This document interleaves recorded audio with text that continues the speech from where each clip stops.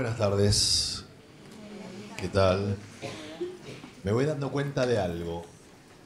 Para convocar gente, o me tengo que poner una careta de Norberto Chávez, es una opción, o dar una charla de cómo presupuestar diseño. No importa lo que diga después, convoca. No cabe ninguna duda que hablar del tema presupuesto convoca. Para mí, bárbaro, maravilloso. En términos generales, para la profesión, qué peligroso que está haciendo esto. Qué peligroso que sigamos sin resolver este tema, cuando en realidad está resuelto. Tiempo atrás, yo llevo ya muchos años con este tema. Tiempo atrás era muy cauto al hablar.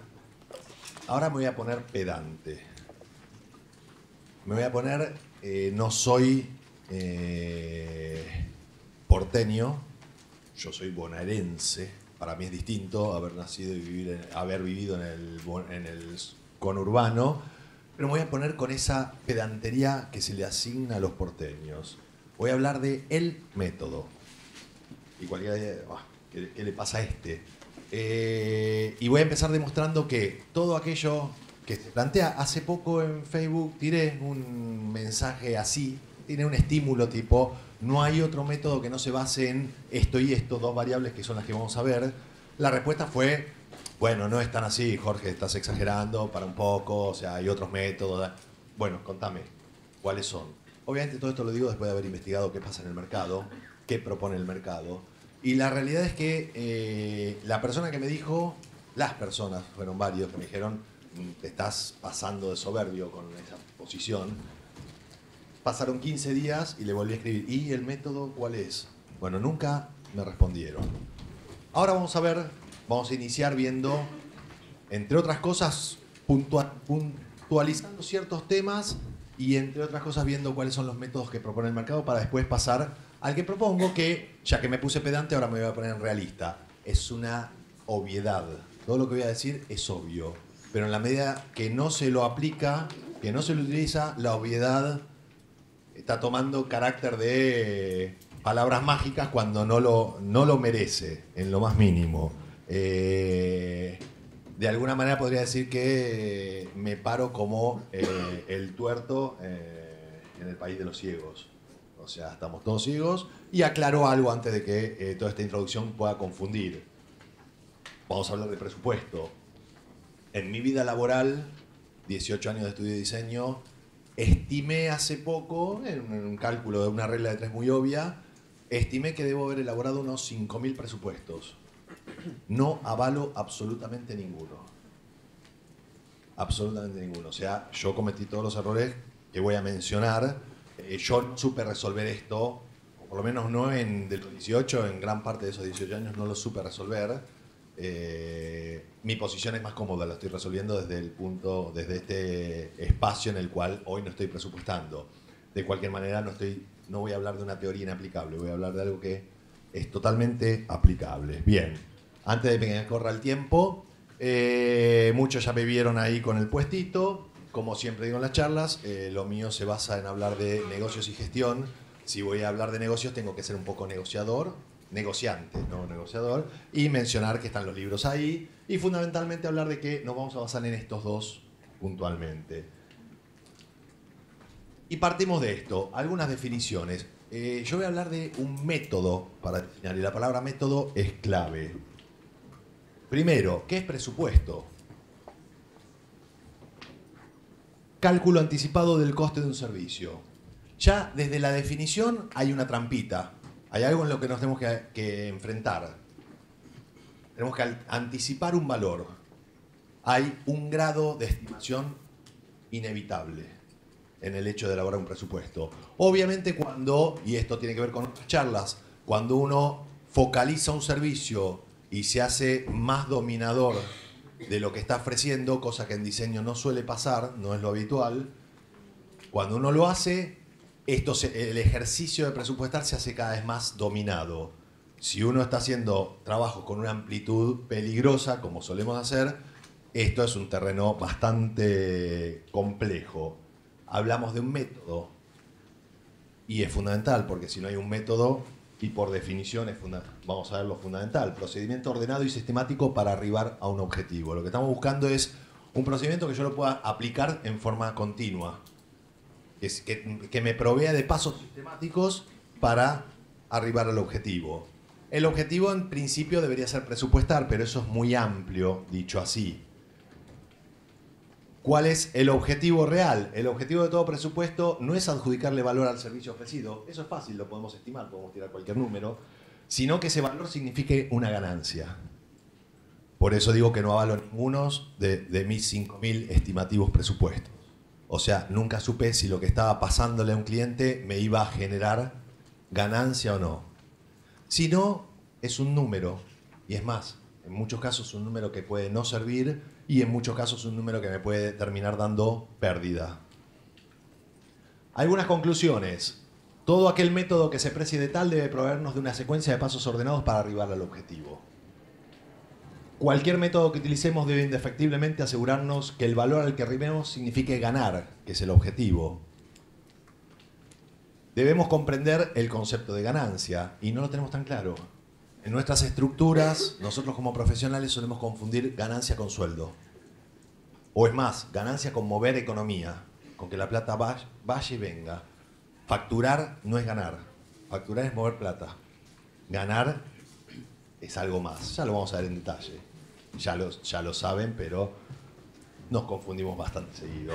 De nada sirve comprender el concepto de ganancia si desconocemos cuáles son nuestros gastos. De hecho, el concepto de ganancia va a salir de entender qué es un gasto, qué gastamos mes a mes, cuánto significa y cómo está compuesto ese concepto. Perdón, debe haber pasado uno rápido. El método necesariamente debe posibilitarnos conocer nuestros gastos, por ende. Entonces ya entendamos que estamos buscando un método que me permita saber a ciencia cierta que estoy ganando, y para saber que estoy ganando tengo que al menos partir de saber cuánto estoy gastando. Algunas sugerencias. Y acá viene lo que digo cuando me pongo pedante y digo no hay método. Hay sugerencias, no métodos. Y las sugerencias son peligrosísimas. ¿Qué se dice en el mercado? ¿Qué da vueltas por notas, charlas, espacios de debate y demás ligado a este tema? Presupuestar por precio de mercado. Es una de las sugerencias, con un bonito texto que baja y explica.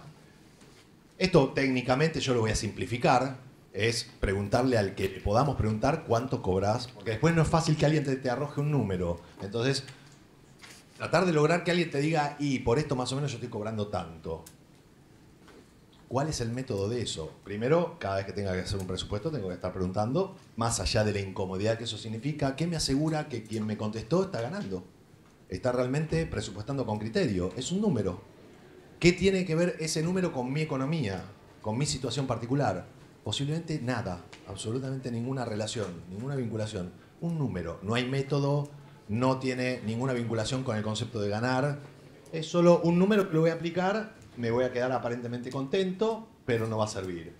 Presupuestar por el aporte al cliente. Qué difícil que es estimar cuánto le estoy aportando a un cliente.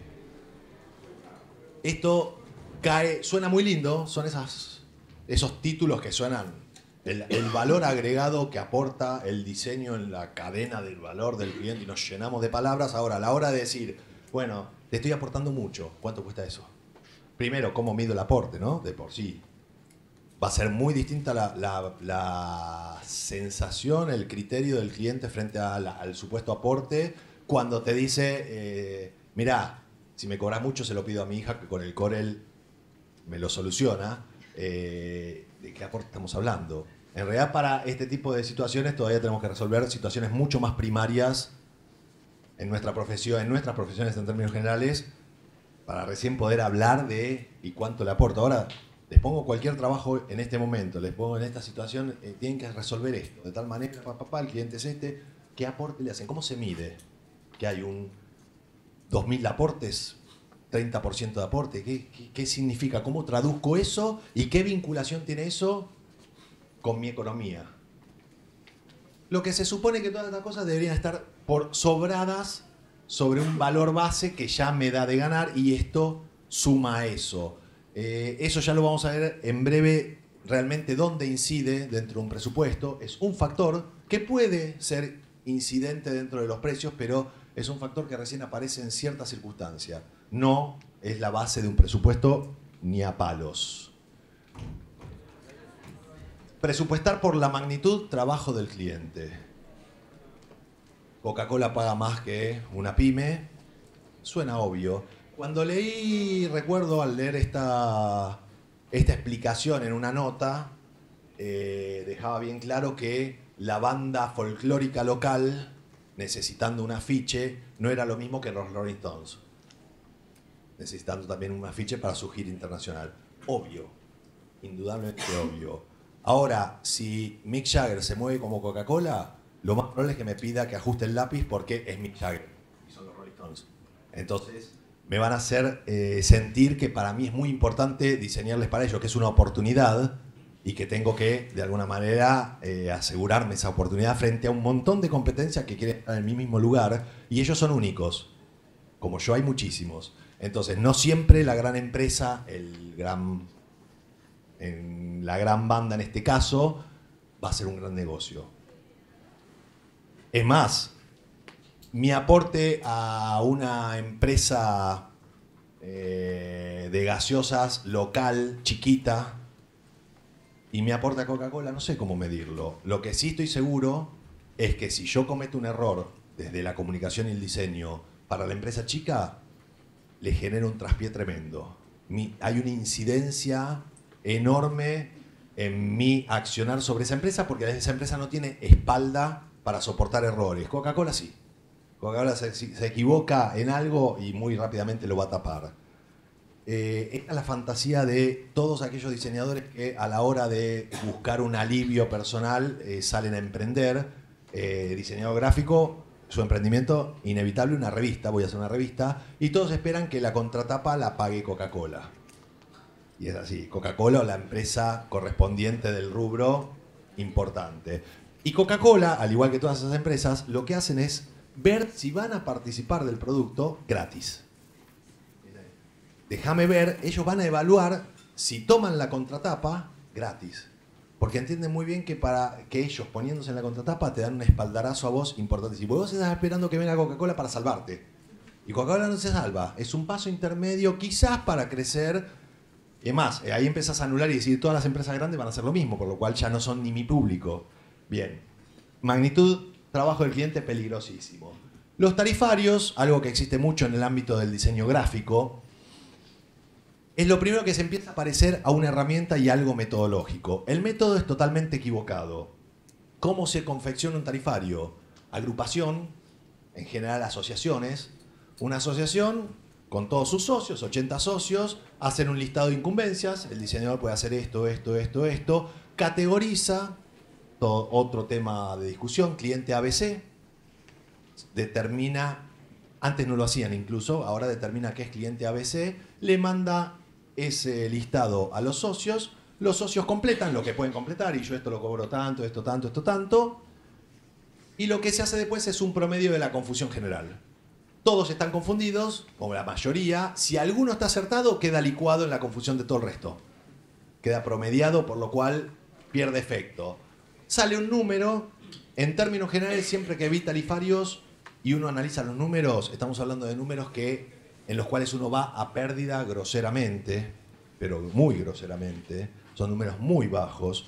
En algún momento, mucho tiempo atrás, cuando hice un cuestionamiento de este tipo, que lo vengo haciendo desde hace mucho, en la provincia de Salta, donde el tarifario correspondía a Jujuy, provincia pegada a Salta, había gente de Jujuy, era de esperarse en el evento, y me dijeron, mira, sí, Jorge, es así, pero hay un agregado más. Cuando confeccionamos el tarifario, se lo mandamos a 4 o 5 clientes muy conocidos por la asociación, para ver qué opinan, y nos bajaban todos los precios a la mitad. Por Dios.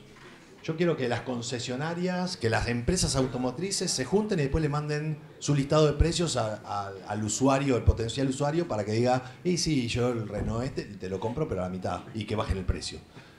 Somos tan débiles en este tema, tan peligrosamente débiles, que somos capaces de decirle al cliente, ¿pagarías esto? Y el tipo te dice, no, yo pago la mitad, y lo aceptamos y lo tabulamos en un tarifario. El método es erróneo, ese promedio, y el cliente ABC es la cara del cliente, variable que no tiene sentido salvo incidiendo sobre un factor del presupuesto. Que lo digo ahora porque va a aparecer después, pero sobre el que ya fue mencionado, sobre el factor de la ganancia. Ahora en breve vamos a ver qué es eso puntualmente. Hay una última sugerencia que es lo más parecido a algo metódico. Es algo que hizo una diseñadora española, se llama la calculadora freelance, que básicamente uno entra en la página y la página te guía con una serie de preguntas. ¿Cuánto querrías ganar por mes? ¿Cuántas vacaciones te querés tomar? ¿Cuánto crees que te enfermas por año? Te hace 4 o 5 preguntas puntuales y de ahí no saca un presupuesto. Lo que te dice es por mes tenés que facturar tanto. Es un avance. Sirve. Empieza a introducirnos en un método. Ahora desconoce ciertas variables que hace que ciertos valores no sean contemplados, ciertas variables no sean contempladas.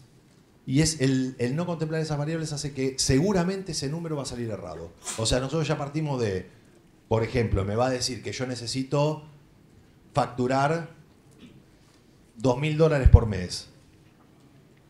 Y en realidad eran 2.500. Esos 500, por error de no considerar ciertas variables, hace que yo ya vaya con un número que voy a pérdida de ahí en más. Un error corregible, pero un error de interpretación. Igual, no deja de ser una herramienta excesivamente amplia que no se adapta a todas las realidades. Avanza un poco, pero no más que eso.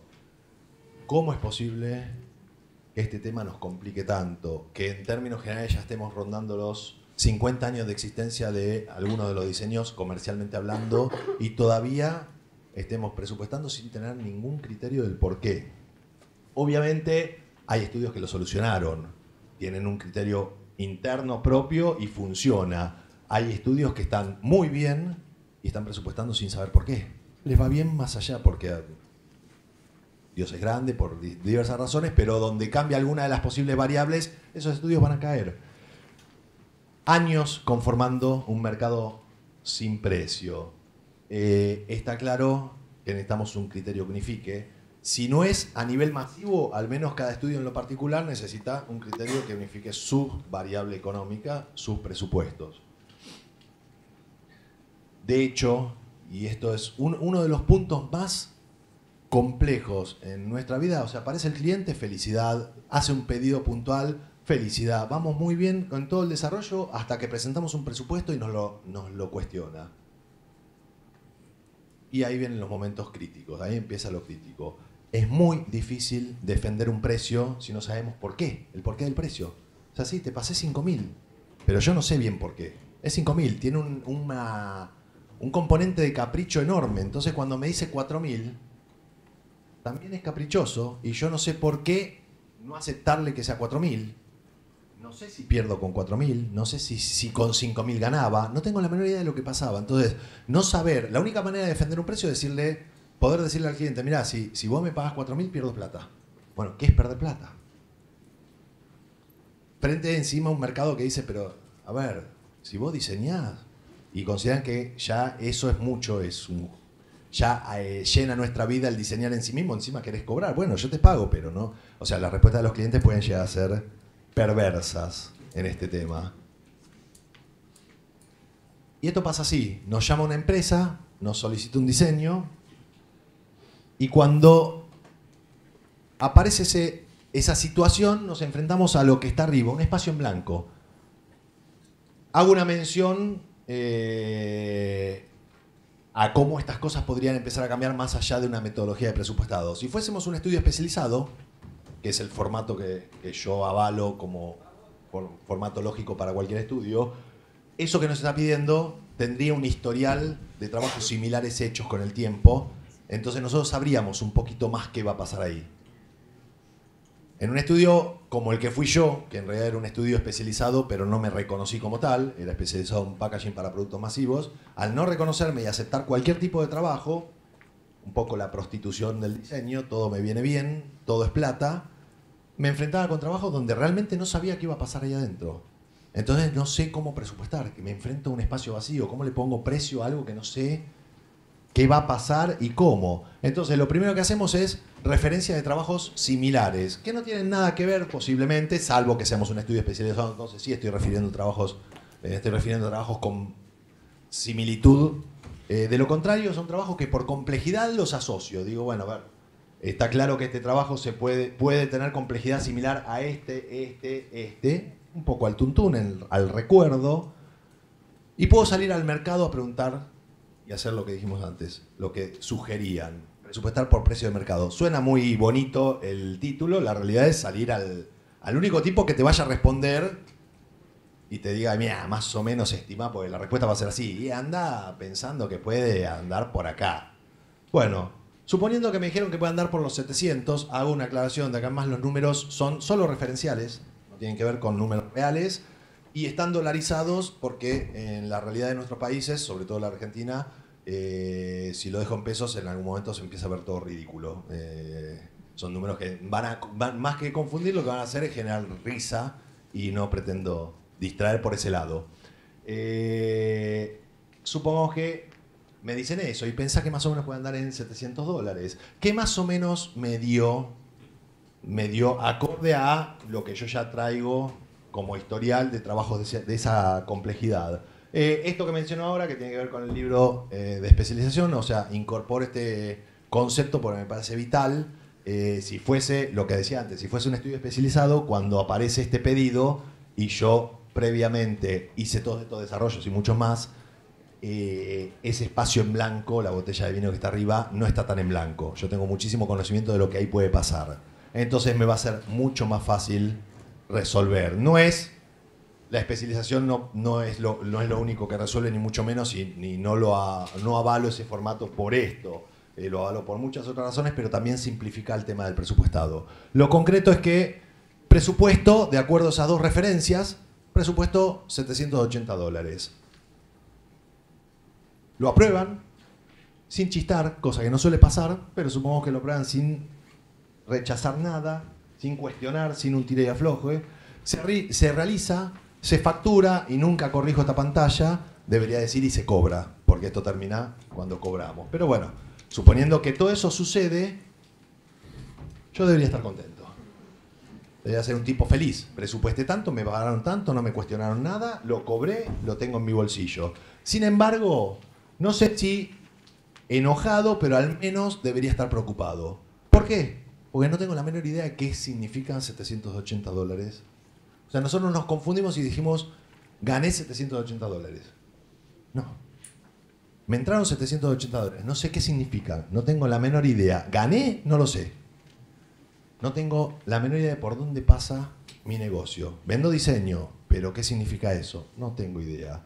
¿Qué es lo que vendo? Está rebelde esto.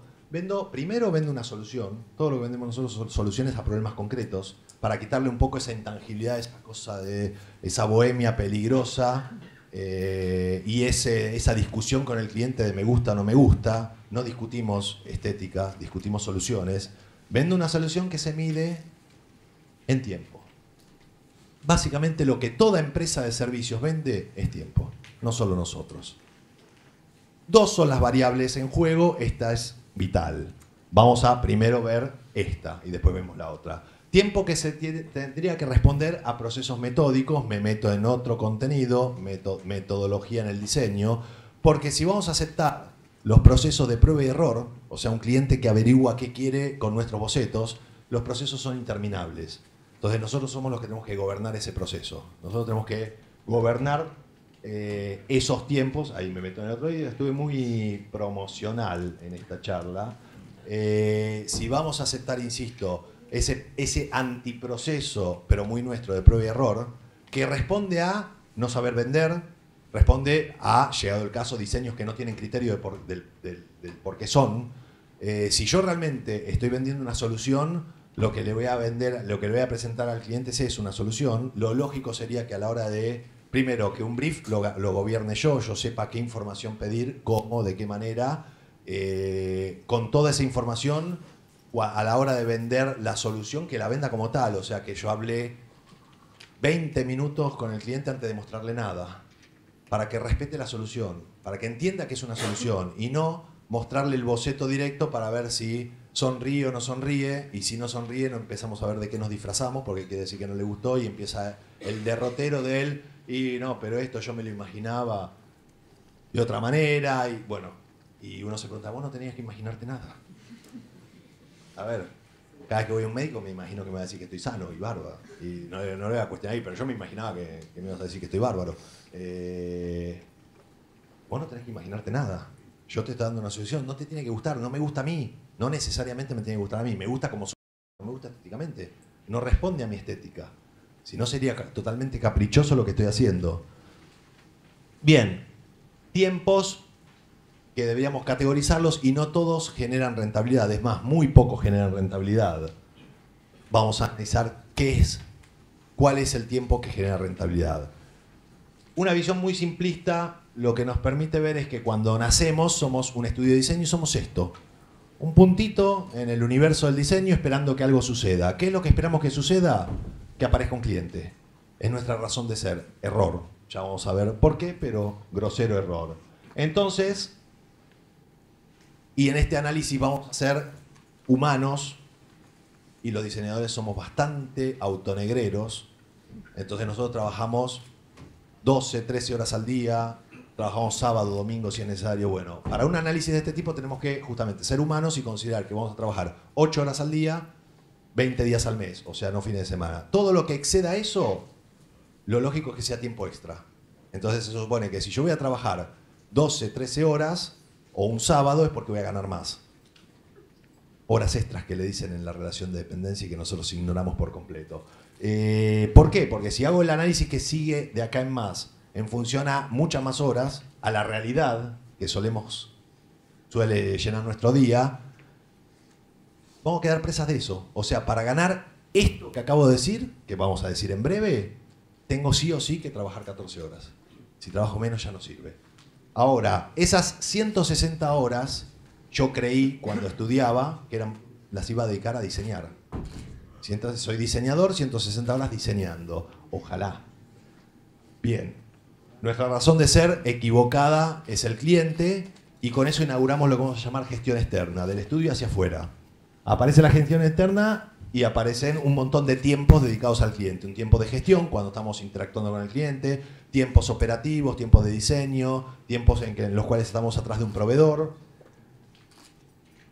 Pero no tendría que pasar mucho tiempo para que nos demos cuenta que eso no es nuestro día a día entero y que nuestro día a día entero, a partir de armar un estudio, implica habilitar otro espacio que vamos a llamar gestión interna. O sea, el estudio demanda tiempos. Tiempos administrativos, tiempos de aseo, de limpieza, tiempos de ir a pagar un impuesto. Hay un montón de tiempos propios de armar una estructura. Tengo que sostener esa estructura. Esos tiempos conviven con la gestión externa. Tampoco debería pasar mucho tiempo para que, sin embargo, pasa y a veces nos ponemos en riesgo nuestra vida en esto, aunque suene dramático. No tendría que pasar mucho tiempo para que entendamos que seguimos teniendo vida propia, más allá del estudio. Somos tan posesivos con lo que hacemos, tenemos un amor tan fuerte con lo que hacemos que dejamos de amar todo el resto. Entonces descuidamos familias, descuidamos amigos, descuidamos parientes, empezamos a comer en 10 minutos. Bueno, podríamos seguir eternamente con todas las cosas que hacemos producto de no tengo tiempo y el cliente, y lo hacemos en virtud de clientes que encima están basados en tratos que no sabemos si son realmente negocio, si atrás de eso hay un negocio. Los tiempos personales existen y hay que contemplarlos. Básicamente porque se van a preguntar, ¿pero para qué todo esto? Bueno, lo que trato de llegar es a una conclusión de cuánto real tiempo estoy generando rentabilidad. Lo que acabo de poner, más allá del trabajo en sí mismo, lo vamos a llamar obligatorio porque tarde o temprano hay que hacerlo. Puedo estar un día sin comer, 2 días sin comer, no puedo vivir eternamente sin comer. Ir al estudio y quedarme ahí y alimentarme con 2 galletitas durante todo el día, todos los días. No puedo no atender a mi vieja cada vez que me llama para ver cómo estoy, porque en algún momento me va a traer serios problemas familiares. Va a llamar a mi vieja y me va a decir que soy un pelotudo y que encima no estoy ganando un peso, porque él se da cuenta que no estoy ganando un peso. Bueno, las situaciones familiares o de amigos que se pueden llegar a dar, tarde o temprano después se pagan muy caro, en términos salud.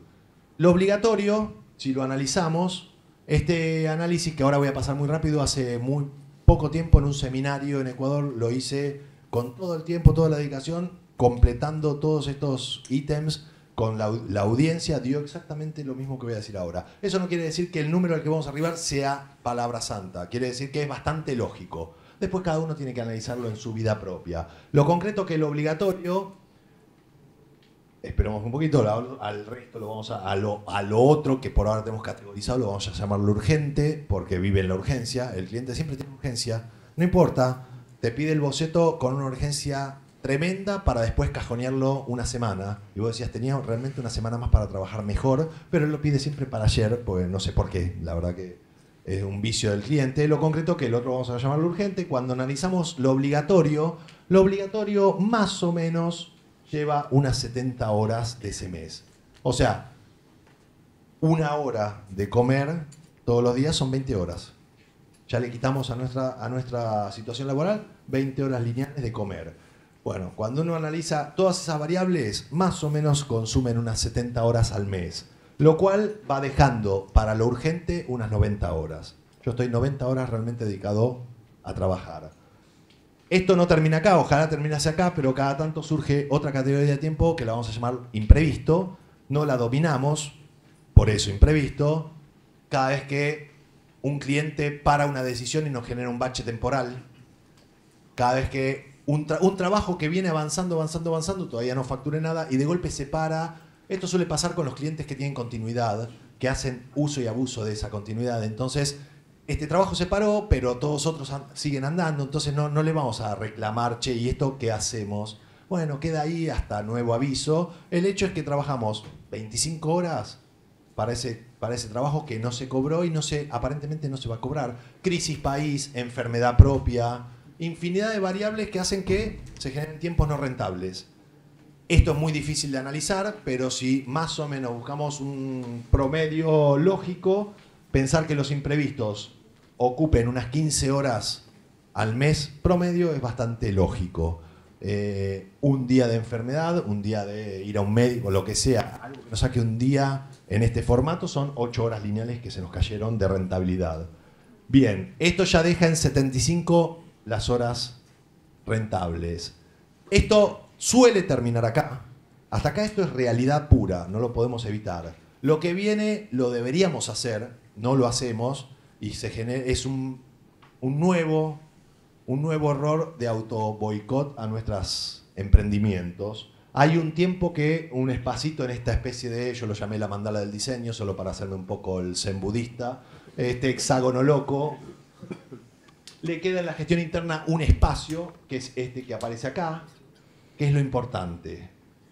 Lo importante, justamente es lo importante, es donde yo defino quién soy, a dónde quiero ir, cómo lo voy a hacer, aquello que tendría que estar plasmado en un plan de negocios, en una herramienta similar al menos, donde trazo estrategias, donde defino cómo voy a vender mi diseño, donde defino a qué cliente voy a ir a atacar, cuál es mi mercado real, en función a una idea previa. Bueno, todo eso se decide en este espacio. Es gestión interna, nadie me va a pagar por eso, es un tiempo no rentable, pero es el que manda por sobre todo lo demás, es el que gobierna y asegura el éxito de lo demás. Esto se suele ignorar. Hoy en una charla anterior hablé de la palabra procrastinar. Este es el reino de la procrastinación. Nosotros somos el reino de la procrastinación. O sea, ¿qué es procrastinar? Dejar de lado tareas importantes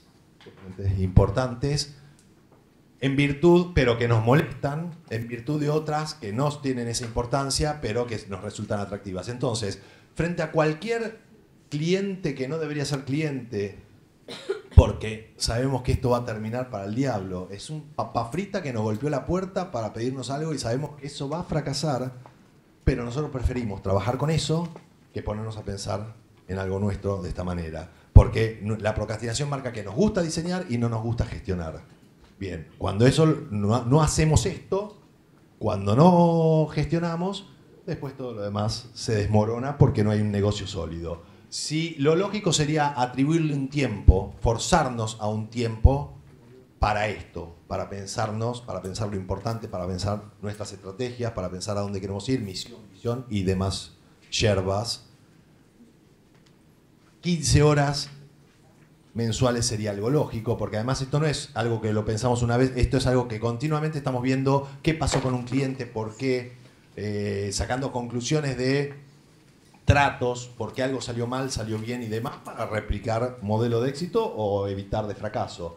Lo concreto que unas 15 horas serían lógicas al mes, y esto, que ahora sí se termina, da por resultado que un estudio unipersonal tiene unas 60 horas, de sus 160, 60 horas para trabajar, para generar rentabilidad. Trabaja todo el resto, todo el tiempo, pero rentabilidad genera 60 horas. Este índice 60 es fundamental para entender cómo vamos a manejar nuestra economía. Esto es lo que confunde a muchos estudios que dicen, no paro de trabajar, pero no paras de trabajar. No es que no paras. Sí, no parás, pero no sos rentable todo el tiempo que crees que sos rentable. Este es un tiempo lógico rentable. Insisto, a alguno le dará este número 75, a otro le dará 55. La variable, pero no le va a dar de la 160, 140. Bajo ningún aspecto. O, bueno, le garantizo la ACV en 5 años para adelante, más o menos. Lamentablemente, ¿no? Este estudio A, unipersonal, el que acabamos de ver, desde ahora lo vamos a llamar así, que trabaja esas 8 horas, 160 y demás, tiene 60 horas rentables. Cuando pasamos a un estudio B, esto podría ser el mismo estudio en etapa de crecimiento. El estudio B incorpora un socio, son 2 socios. Cuando uno incorpora un socio, no incorpora un esclavo, incorpora un socio. Entonces el socio también tiene que ir al baño, también come, también tiene problemas personales. Es más, sabemos que magnificamos, agrandamos la capacidad laboral, pero como la agrandamos los riesgos. Más trabajo, más riesgo. Los imprevistos se agrandan también. Él también se puede enfermar y demás. Por lo cual, no va, por optimización de ciertos tiempos, no va a multiplicar 60 por 2, pero tampoco es que le agregué 160 horas lineales. El promedio, más o menos, haciendo el mismo análisis, que no lo vamos a hacer ahora porque sería tedioso, da unas 140 horas. Cuando el estudio de 2 socios incorpora un empleado, lo mismo, incorpora un ser humano, las mismas variables, el tiempo pasa a 220 horas promedio. Y cuando incorpora un nuevo empleado, 2 socios y 2 empleados, vamos a ir hasta ahí, hablamos de 300 horas rentables.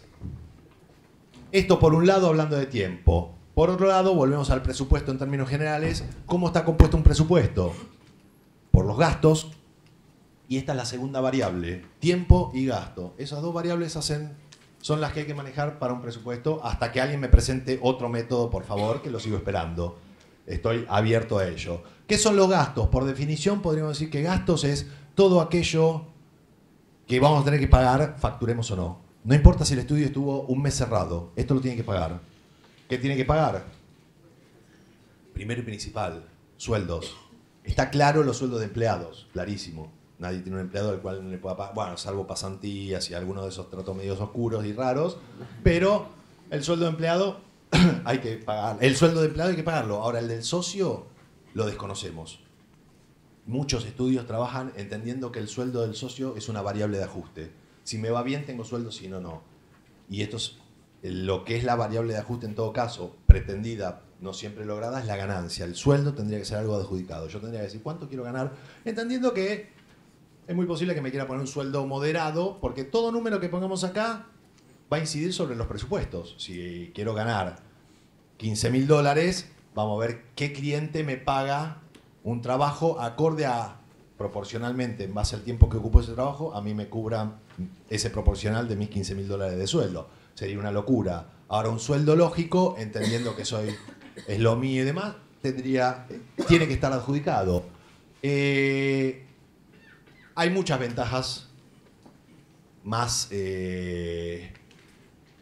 emotivas que tangibles desde otro lado en la independencia con respecto a la relación de dependencia. La independencia nos da un montón de libertades, aspiramos a eso, perfecto. Ahora, la relación de dependencia tiene sueldo asegurado, sí o sí, tiene vacaciones pagas, aguinaldo, obra social, tiene un montón de ventajas desde lo monetario, desde las condiciones. Bueno, deberíamos al menos aspirar a algunas de esas. Si nosotros del vamos consideramos que no, si en este punto, si queremos adjudicarnos un sueldo, para dar una idea, aplicarle algunas de esas ventajas, o sea, sé que me voy a tomar vacaciones. La vacación es un lucro cesante. Es un tiempo que no voy a estar generando rentabilidad. Bueno, lo lógico sería hacer una incidencia de esa vacación en mi sueldo. O sea, esto a lo que voy es, cuando uno analiza qué variables quiere manejar, aguinaldo, no aguinaldo y demás, cuando las aplica a un sueldo, el sueldo va a dar un punto mayor. O sea, si yo quiero un sueldo de $1000, en realidad mi sueldo tendría que ser de 1150 para que cubra todas esas variables que no me las da un empleador, sino que me las tengo que fabricar yo. Gastos impositivos, gasto de inmueble y todo lo ligado al inmueble, expensas, alquiler, expensas, servicios, luz, gas, teléfono, telefonía móvil, internet y demás. Todos esos son gastos en los cuales debo incurrir en virtud de brindar un servicio. ¿Quién me los tiene que pagar? El cliente. Ahora vamos a ver eso con más detalle. Y gastos de ahorro. Estos son totalmente ignorados. Pero sin embargo nosotros trabajamos con maquinaria que hay que reponer, hay que actualizar periódicamente. ¿Cómo se actualiza? Se dice que la tecnología que nosotros usamos se actualiza cada 2 años. Seguramente dura un poco más, pero deberíamos tener un cálculo similar a este. Divido por 24, que son los meses, el valor que tengo en equipos puestos en virtud del servicio que brindo, y eso me da un valor. Bueno, yo por mes tendría que percibir esa plata. Si no, ¿qué es lo que suele pasar? A la hora de cambiar equipos, acudimos durante un tiempo prudencial a nuestros viejos. Hasta que nuestros viejos, en mi caso, que yo viví la época de la Macintosh, no existía otra opción, y mis viejos se agotaron muy rápido. Para comprar Mac duraron poco. Cuando se agotan tus viejos, ¿qué otro recurso te queda? Prestamistas. Y cagamos. ¿Por qué? El tipo te pone toda la plata para comprar la máquina, te lleva la máquina en forma inmediata. Ahora le das 12 cheques, y si el valor de la máquina era 10, 12 cheques por 15. Valor total. Y todos los meses hay que pagar eso. Y ya tenemos un problema más en nuestros gastos. Una vez cubierto esto, aparecen los costos variables. Los costos variables, esos siempre los entendimos, en términos generales. ¿Qué son los costos variables? Todo aquel costo que se genera a partir de un trabajo concreto y efectivo que se va a realizar. Entonces, contraté un fotógrafo, un ilustrador, lo que sea que tengo que contratar adicionado a mis servicios es un costo variable. Los costos variables que no entendemos tan bien son algunos impuestos que se generan a partir de la facturación. En tanto y en cuanto no facture, no pasa nada. Pero cuando pongo una factura, el fisco ya le debo algo al fisco. En mi caso, que era tremendo, porque era sociedad de hecho, IVA responsable inscripto. Ese era mi formato. Sociedad de hecho significa que no quiero pagar por armar una sociedad, como puede ser una SRL o una SA, porque son mucho más caras, pero también significa que respondo ante cualquier problema con mis bienes personales. O sea que yo estaba poniendo en juego mi casa por cualquier problema que pueda pasar. IVA responsable inscrito, pagaba IVA. Es un impuesto muy simple el IVA, porque uno ya está adoctrinado a que lo agrega, es un impuesto que pone tanto más IVA al cliente. Te paga eso más el IVA, el porcentaje que sea, y vos el IVA lo guardás y después se lo pagás a tu hijo. Ahora, nunca entendí en 15 años que era pagar impuestos a las ganancias. Era lo mismo. O sea, cada vez que yo generaba una factura le debía un porcentaje de ganancia al Estado. Si lo hubiese entendido, lo tendría que haber agregado dentro del número. En alguna instancia tiene que aparecer ese casi un 3%, 2, algo. Cuando uno no lo hace y anualmente se paga ese impuesto, al año viene la contadora, te dice, che, debes tanto de ganancia. Y uno abre los ojos y dice, ¿cuándo gané para pagar esto? Ahí nace un dicho muy común, que es que el Estado es el socio bobo de todas nuestras estructuras. Mentira. El Estado puede ser, en todo caso, muy hijo de puta, podríamos decir, pero no un socio bobo. O sea, el Estado tiene reglas muy claras. De antemano te dice, vos vas a tener que pagar esto, ahora vos arreglatelás para cobrárselo al cliente. Eso tiene que ir, toda cosa que nosotros compremos que paga ganancia, tiene la ganancia incorporada en el valor. Desde una lata de atún en más, cualquier cosa, y en menos también. Solo nosotros nos olvidamos ese tipo de impuestos y después los pagamos a costa de ¿qué? 2 meses que no me llevo sueldo porque tengo que pagarle ganancias al Estado. La pago con mi sueldo, no queda otra. Una vez que llegamos a este punto, llegamos a lo que podemos denominar punto de equilibrio. El punto de equilibrio es un punto no deseable, pero aceptable. ¿Qué estamos haciendo en el punto de equilibrio? Autoempleándonos. Me fabrico un sueldo, pero me lo estoy fabricando como una expresión de deseo, lo tengo que lograr. no es seguro. Es muy inestable hacer todo esto solo para fabricarme un sueldo. ¿Cuál es el objetivo de toda empresa? La ganancia. Y acá viene de donde empezamos. Mi objetivo es obtener una ganancia. En la ganancia aparecen todas estas variables. Cara del cliente, son los Rolling Stones y no es un grupo de cumbia chiquito, lo que sea. Todo eso, posicionamiento del estudio, todo eso aparece acá. Lo lógico sería que yo me pare en el punto de equilibrio y un porcentaje lógico, 10, 20, 30% de ganancia. Después, por posicionamiento, pasan los años, el mercado me reconoce, lo que sea, puedo tener, por margen de ganancia, puedo estar muy por encima de mis gastos. Pero el análisis tendría que nacer desde acá. Bien, vamos a ver el método con dos variables. Una más simple y un poquito más compleja. Suelo complicarme a veces sin sentido. Método 1. Tengo los gastos. Este es un listado de gastos. Sueldos incluidos, porque es parte de los gastos. Formato ABCD. 1, 2, 3, 4. Con un sub-A, vamos a llamarlo A lineal para hacer una sola mención. Y acá están los gastos. ¿Qué es el primer A en línea? El primer A es el estudiante avanzado recién egresado, que es al que le echan la culpa de todo. Porque es el que hace mierda al mercado porque cobra barato. Bueno, todos pasamos por ahí, pobre todos que hemos pasado por ahí, no tienen la culpa de nada, nadie le explicó nada. Es más, va a venir el primer tropiezo de mala gestión en forma inmediata. ¿Qué pasa con este recién egresado? Vive con los padres. No tiene alquiler, no paga luz, no paga teléfono, no paga un montón de cosas. Entonces se siente mucho más liviano económicamente, puede poner precios más bajos. Va a crecer, porque naturalmente crecemos. A veces peligrosamente, porque crecemos al punto de que desconocemos un montón de cosas que tendríamos que focalizarnos y no nos focalizamos, porque igual se crece, entonces está todo bien. Lo concreto es que crece, y en algún momento va a decir, basta de estar con mi viejo.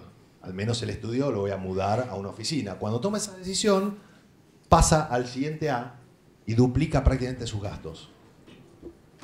¿Qué va a pasar? Ajustó precios para el cliente de acuerdo a su primer realidad. Ahora va a tener que ir al cliente y decirle, mira, todo bien, pero te tengo que cobrar más. Mi estructura creció, y el cliente va a decir, problema tuyo. El problema del cliente no va a aceptar esto. Porque no, el servicio es el mismo. No, para nada. Por mí quédate con tu viejo. Si tu vieja es un amor, ¿por qué te vas a ir a una oficina? No tiene ningún sentido, me queda más lejos. La razón que sea, pero el cliente no lo va a aceptar. Entonces, lo que le va a pasar es, acaba de asumir, duplicar sus gastos y se le van a caer algunos clientes. Primer tropiezo. Si algún docente le hubiese dicho, mira, proyecta tu economía en un siguiente paso, andá y averigua cuánto cuesta alquilar una oficina como la que se supone que querrías dentro de unos años. Andá y fíjate cuánto pagas de despensas, cuánto pagas de luz, cuánto pagas de... Suma eso a tu variable económica. ¿Qué te va a permitir eso? Crecer más rápido, porque vas a poner un valor más alto en función de una realidad que todavía no tenés. Te va a dar un colchón mucho más grande y vas a, más, pegar el salto mucho más rápido y sin el impacto de se te caen clientes. Bien, ahí tenemos los gastos de esos 4 formatos de estudio. Los que se pintaron de amarillo tienen que ver con la estructura y los que se pintaron de verde tienen que ver con los sueldos, la parte humana. Si agarramos solo lo que tiene que ver con la estructura, mi gasto estructural, lo vamos a llamar, estos son los totales. Como dije, los números son solo referenciales, no tiene sentido casi ni que los miren, pero están ahí para graficar. ¿Qué va a hacer este estudio A? Este estudio A gasta estructuralmente $1.285 y tiene 60 horas para justificar ese gasto estructural. Porque no lo justifica mientras está comiendo, no lo justifica cuando no está en el estudio porque se fue a su casa, no lo justifica si está enfermo, no lo justifica de ninguna otra manera que no sea trabajando. Como una máquina offset solo se justifica cuando está girando, imprimiendo. Si no, parada no sirve. Bueno, de igual manera mi estructura tiene sentido cuando está puesta en virtud de brindar un servicio. Y ese servicio lo brindo durante 60 horas. Entonces divido ese valor por 60 y me da un valor a estructura. Mi estructura cuesta tanto, $21,5 la hora. Cada vez que yo a un cliente le hago algo, aparte de mi tiempo, puse una estructura que cuesta eso la hora. Si algo no se entiende, me explican, me preguntan, me interrumpen. El estudio ve lo mismo, van a ver que el número baja y baja en cada uno de los casos. ¿Por qué? cada estudio justifica con 2 personas en esa misma hora. Son 2 personas simultáneas, o sea, el primero tiene 60, el segundo 140 horas. Cuando multiplicamos, matemáticamente da todo perfecto. Tengo un valor hora-estructura, todavía no sé para qué, pero no importa. Ahora vamos a el valor hombre. Esto lo podríamos hacer muy simple. Lo voy a hacer simple y complejo. Uno podría decir, ¿qué sueldo pretendo? Tanto, lo divido por 60 en el caso del unipersonal y me da un valor. Personalmente lo complejizo un poco de la siguiente manera. Hablé de categoría, voy pasando rápido y así no se nos acorta el tiempo. Hablé de categoría de hora. Cuando se inicia el trabajo con el cliente, hay uno que dedica una hora de gestión, una hora operativa, una hora de diseño. Bueno, para mí no son horas iguales. ¿Por qué? Si yo pongo un valor único, cuando incorporo empleados, no sé qué le tengo que pagar a un empleado, acorde a qué negocio estoy armando. Si yo categorizo horas, yo sé que contrato a un empleado para que haga tareas operativas, tareas de diseño, muy raro de gestión, porque eso lo voy a hacer yo, muy difícil delegar la gestión. Entonces, a partir de categorizarla, para mí la hora de gestión es una hora mucho más importante, la de diseño le sigue, la operativa más para abajo y la de seguimiento un poquito más para abajo. ¿Qué es lo que hago? Si pretendía $800 en este caso, bueno, $800 es un mix de todas esas horas. Si estoy trabajando el 100%, cosa que nunca se va a dar, de mi tiempo en gestión, ¿cuánto querría ganar? Supongamos 1.200, 900 en diseño y así, con esas 4 categorías de hora, cuando las promedio me da los 800 pretendidos. Después hay que ver cómo se compone mi vida.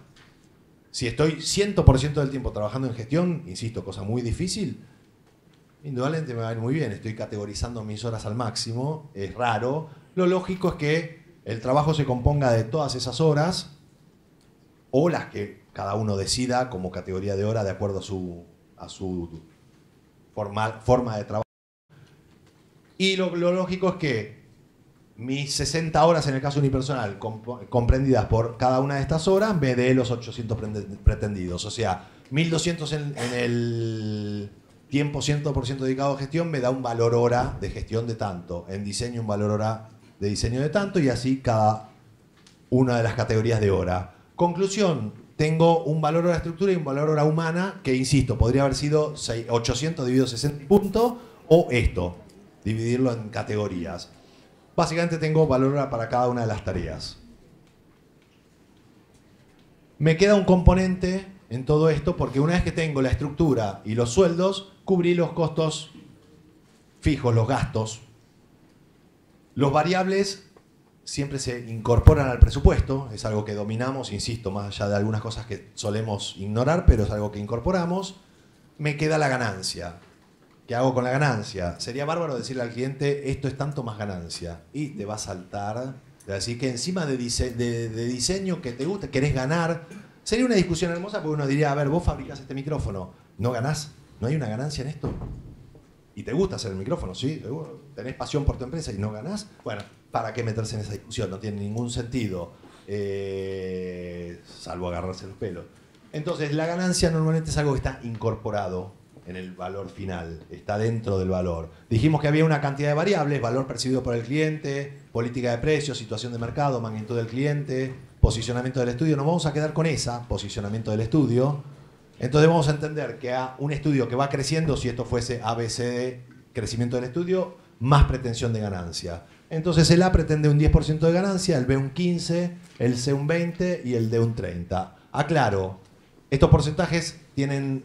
hay 2 variables que van a hacer ruido después. Después las mencionamos, no las dejamos para cuando salten. Pero hay 2 variables que van a generar números raros a futuro, inmediato. ¿Qué hago? Si mi valor de la estructura era 1.285 en el estudio unipersonal, dividido 60, ahora va a ser 1.285 más el 10% de ganancia, dividido 60. Y eso me da un valor final. Cada vez que yo facturo una hora de estructura, me paga esa hora, la estructura por esa hora, y me deja un 10% de ganancia. Si un cliente me contratase por un trabajo que ocupa todo el mes, las 60 horas, situación imposible, pero si se diese eso, el tipo me tiene que pagar todo el valor de estructura con su 10% de ganancia más mi sueldo. Si no, estoy perdiendo plata. Liso y llano. Esto lo hacemos con cada una de las horas y con cada uno de los estudios. Y ya tengo valores hora final. Vamos al método 2. Le pongo método 2, ecuación 1. Esto es excesivamente, peligrosamente matemático. Están los gastos. Todos, porque en los gastos estaban los sueldos. Acá no estoy distinguiendo entre hora estructura y hora hombre. A los gastos los divido por el tiempo que tengo para justificar todos esos gastos, las horas rentables. Eso me da un valor hora. En realidad este es el método que pretendo que les quede más claro porque simplifica la cosa y lo otro, para complicarnos hay tiempo. A ese valor hora le agrego la ganancia. Lo multiplico por las horas que lleva desarrollar un trabajo. Le agrego los costos variables y tengo un presupuesto final. Bien. ¿Cuánto cobramos por esto? Y ahora vamos a empezar a ver. En este punto, si me paro, les podría decir que todo lo que dije no sirve. Y me matarían. Ya tuvimos un buen tiempo. Vamos a desarrollar por qué y qué pasa. Cuando aparece este cliente, que según, ya lo vamos, termino unos números y después lo vemos. Que según el tiempo dedicado, una caja de alfajor, el trabajo lo elegí en su momento porque recordaba más o menos el desarrollo que llevó, pero aunque acá estuviese poniendo cualquier número, a los fines didácticos serviría igual. Esto llevó 12 horas de gestión, 9 de diseño, 17 operativas de bocetado, 6 operativas de realización de originales, 3 de seguimiento. Son 47 horas. Si llevó 47 horas humanas, significa que también llevó 47 horas de estructura. Cada vez que yo trabajo estoy usando mi estructura. Entonces tengo en juego esas 47 horas humanas con esa categoría y 47 de estructura. Total 94 horas. Bien, ¿qué es lo que voy a hacer? Estudio A, que necesitaba facturar esto. Tenía... Perdón, se fue para atrás. Tenía 60 horas rentable, necesitaba, sus costos fijos son estos, ganancia, estos son sus números, eso es lo que tiene que facturar. Y estas eran sus valores horarios. 12 horas de gestión, al valor hora que tiene, me da un parcial de gestión. Y así con cada ítem. Tantas horas de diseño, al valor hora de diseño me da un parcial. Sumo los parciales, le agrego las 47 horas de estructura, me da un costo total. A eso le agrego los costos variables, que es lo que aparece abajo. Desestimémoslo, porque me interesa que el análisis lo hagamos sobre lo de arriba. Los variables es muy fácil de manejar. Y tengo un presupuesto final. El estudio B, 140 horas, de nuevo, todas sus variables de lo que tiene que facturar y demás, sus valores horarios. Y de igual manera multiplicamos con sus valores horarios. Haciendo una aclaración. Se supone que yo crecí, incorporé un socio para generar más volumen de trabajo. Si, no digo cometo el error, si tengo la metodología de ir con mi socio a ver al cliente, no van a ser 12 horas, van a ser 24. Si no le estoy regalando a mi socio, lo estoy teniendo improductivo, van a ser 24 horas. Obviamente el trabajo va a costar más. Si esa forma de trabajar significa un plus de alguna manera, se lo voy a tener que explicar al cliente. Le voy a tener que decir, mira, yo trabajo de esta manera, venimos los dos a verte, vos me elegiste por la calidad de trabajo que es esta, bueno, pero soy un poco más caro indudablemente. Si no, lo lógico es que mientras yo estoy haciendo una tarea, mi socio está haciendo otra. Por lo cual, en una situación de laboratorio, este estudio tardó lo mismo, después cada estudio analizará lo que realmente demora. Tiene ese valor que lo pasé rápido, porque ahora lo vamos a ver comparativamente. Lo mismo vamos a hacer con el estudio C. Paso todo esto rápido porque repite la fórmula. Si me deja pasar rápido. El estudio D, igual manera, sus costos, sus valores horarios.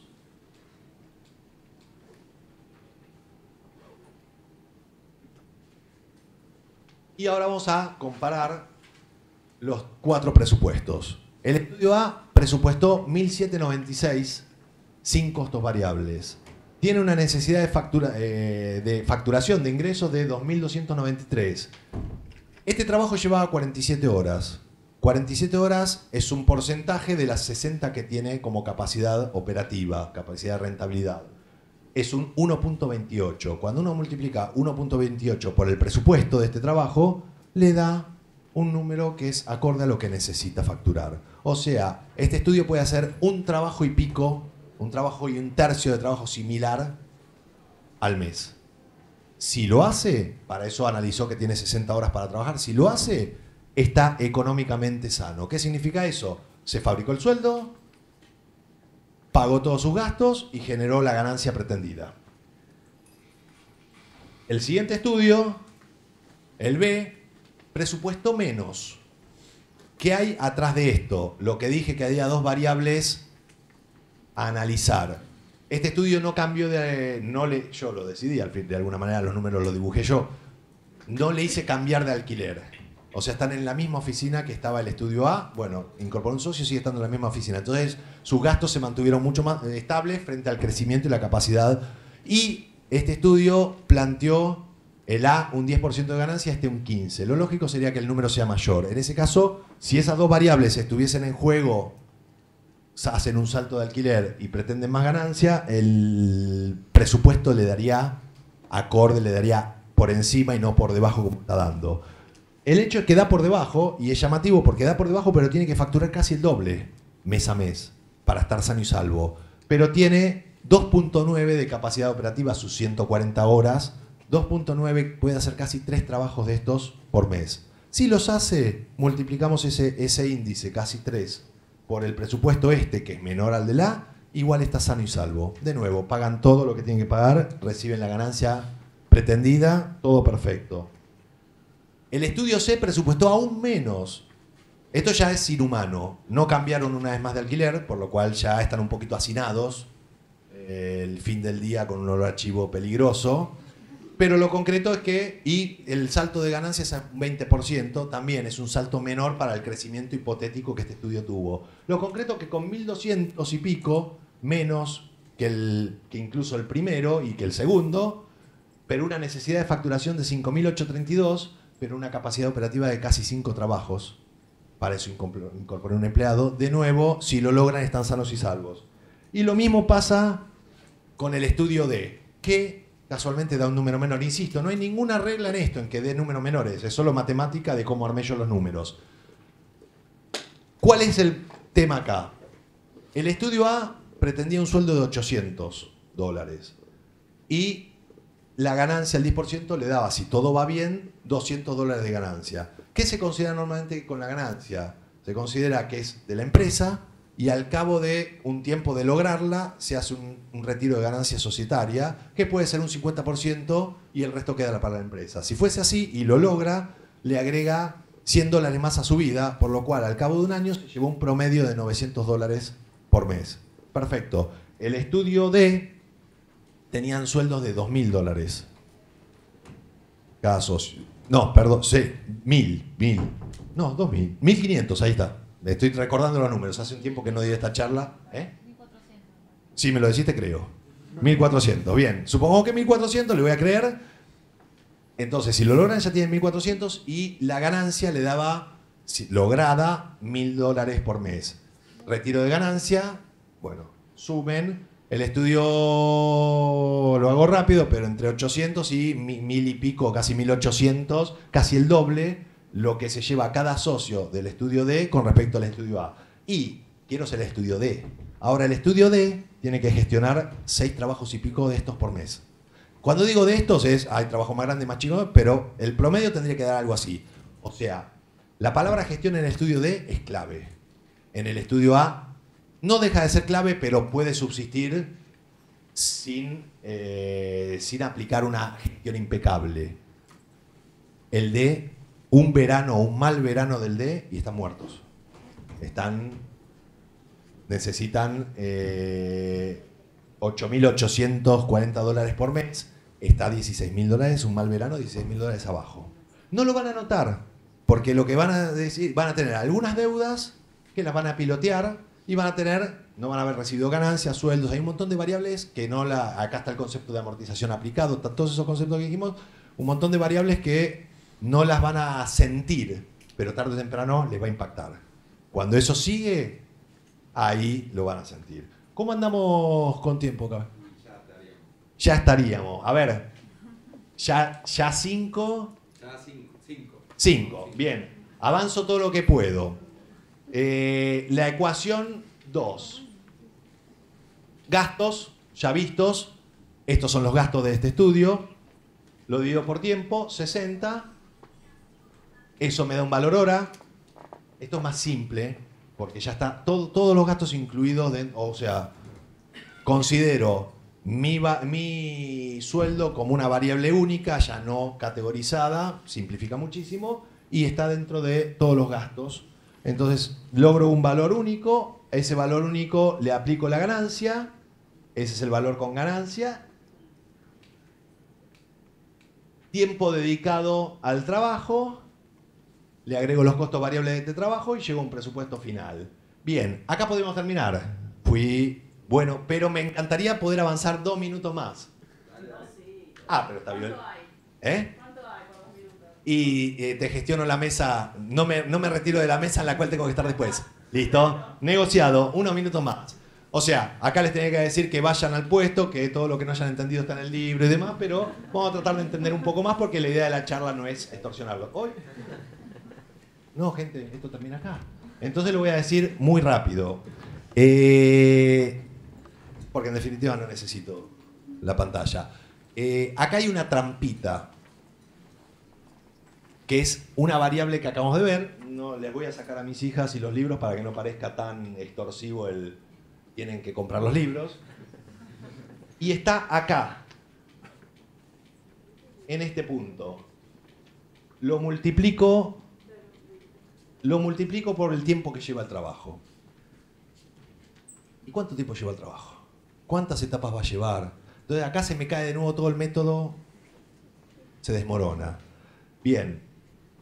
Yo para esto implementé una fichita que para mí es una herramienta de gestión maravillosa. Cuando uno habla de gestión dice, gestión suena... Esto era un papelito que abarcaba todas las horas del día, 9, 10, 11, 12, 13, decía la persona y el día. Entonces completabas, hoy es 14 del 3 del 95, tiro fechas que me hacen acordar aquella época. María Eugenia, de las 10 a las 15... estuve haciendo tareas de esto para tal cliente, de tal manera. Es más, acabamos de ver categorías. Si esto lo hago con una codificación como la que puse, entonces estuve en tareas de gestión para el cliente tanto, estuve en tarea en tiempo operativo. Bueno, una vez que termina el trabajo, junto a todas esas fichas, relevo lo que tuvo que ver con ese trabajo, que ya presupuesté, no hay vuelta. Sé que presupuesté 47 horas y me doy cuenta que llevó 82. Perdí plata. Bueno, mala noticia, pero sé cuánto perdí. Y sé cómo le estoy pifiando. Che, estimé tantas de gestión y fue mucho más.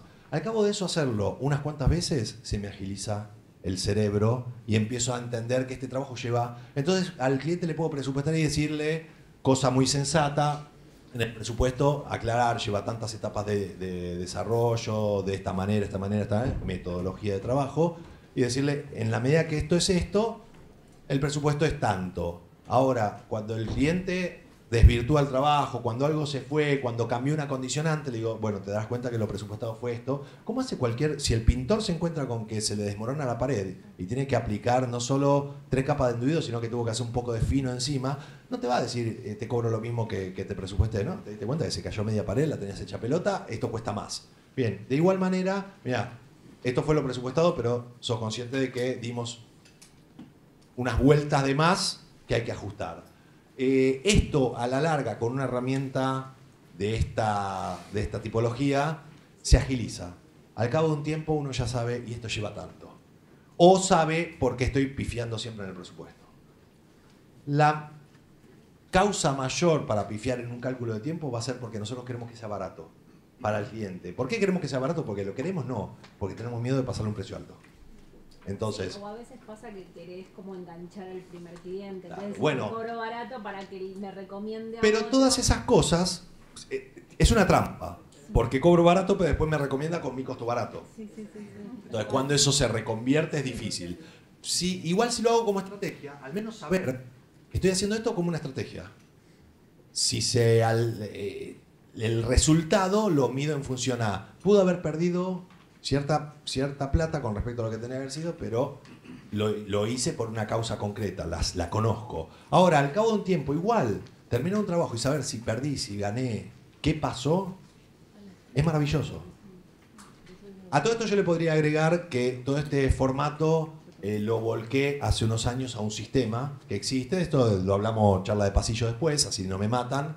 Y que estas fichitas, que son un poco molestas de llenar, no tanto como parecen, pero son más molestas de relevar después. Todas estas fichitas, cuando uno las completa en un sistema, entonces abrís una pantalla, completás rápido, que terminaste 3 horas de trabajo para una categoría de trabajo y lo completás, y después el sistema te ordena todo y te arroja todos estos datos que estoy diciendo, pero vía sistema, se agiliza muchísimo y es maravilloso. Bueno, esta es una charla en realidad para los que estuvieron en la anterior, que fue ayer de presupuestado solución definitiva. Bueno, ante ciertos problemas que tenemos, no nos gustan los Exceles, porque entonces se resuelve con un Excel. También se resuelve con a lo carnicero, a lo almacenero, lápiz y papel y punto. O sea, yo hice durante mucha vida profesional un cash flow con hojas de papel y todo dice, ¿qué es cash flow? Bueno, es simplemente cómo va tu economía proyectada en el tiempo. No hacerlo es un error, hacerlo en una hoja de papel sirve. Lo que no podemos es no hacerlo. Bien, hagámoslo como lo hagamos, a la larga el resultado de esto va a ser: sé por qué estoy ganando, sé por qué estoy perdiendo, sé si estoy ganando, sé si estoy perdiendo. No saber eso, a esta altura es kamikaze. Es tremendamente kamikaze. Si la estructura se mantiene chiquita unipersonal, zafamos. Si la estructura empieza a crecer... Se acaba de ir una chica que ayer mencionaba, Rosarina, que mencionaba que está con 2 juicios de despido producto de la crisis, un estudio de 12 personas. Bueno, esas cosas no pasan. ¿Qué le pasa a ella? Me pasó a mí, le pasan muchísimos. Y eso es patético. No voy a ampliar más porque me van a matar acá. Bueno, si algo no se entendió, estoy acá en el pasillo, lo hablamos. Si no, espero que haya servido. Y les puedo asegurar, trabajar sin una metodología de resultado conduce a un mal resultado invariablemente. Bueno, muchísimas gracias.